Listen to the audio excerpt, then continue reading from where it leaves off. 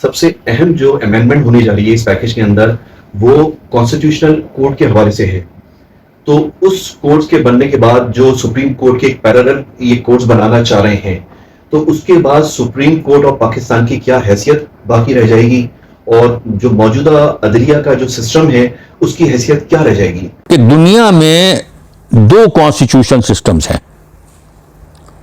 एक common law system है जो कि तमाम साबका कॉमनवेल्थ कंट्रीज के अंदर राइज है, उसको पार्लिमानी निज़ाम हुकूमत भी कहा जाता है।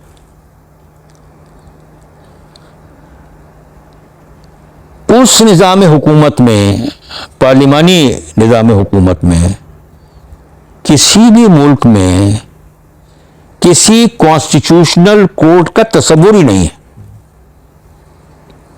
बल्कि अमेरिका हालांकि कॉमनवेल्थ का हिस्सा नहीं है, लेकिन उसको भी कॉमन लॉ कंट्रीज में अगर शामिल किया जाए, क्योंकि 1776 तक तो वहां पर कॉलोनियल रूल था ना ब्रिटेन का, वहां पर भी कॉन्स्टिट्यूशनल कोर्ट का कोई कॉन्सेप्ट नहीं।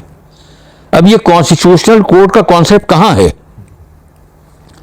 ये कुछ कंट्रीज कहलाते हैं सिविल लॉ कंट्रीज, जिनमें फ्रांस आ गया, जर्मनी आ गया। ये कौन से ममालिक हैं? ये वो ममालिक हैं कि जिनमें नेपोलियन, जब उसने यूरोप को फतेह कर लिया, तो नेपोलियन ने अपना एक कोड राइज किया जो फ्रांस में ही नहीं था, बल्कि फ्रांस, जर्मनी, ऑस्ट्रिया, इटली और जहां जहां तक उसकी हुकूमत थी, सारे यूरोप पर उसकी हुकूमत थी, सिवाय इसके कि इधर ब्रिटेन बचा हुआ था, उस तरफ रशिया जो है बचा हुआ, बाकी सारे यूरोप पे उसकी हुकूमत थी। उसने एक कोड दिया, जैसे कहते हैं कोड नेपोलियन, उसके मातहत जो अदालतें बनी और जो निजाम बना, उन ममालिक को सिविल लॉ कंट्रीज कहा जाता है। अब ये आप कॉन्स्टिट्यूशनल कोर्ट यहां लाना चाहते हैं, जो कि बुनियादी तौर के ऊपर यूरोप में भी एक डिक्टेटर की पैदावार थी। और दूसरी चीज जो है वो ये है कि जो कॉमन लॉ कंट्रीज हैं, जहां पर के पार्लिमानी सिस्टम होता है, वहां आप ये नहीं करना चाहते।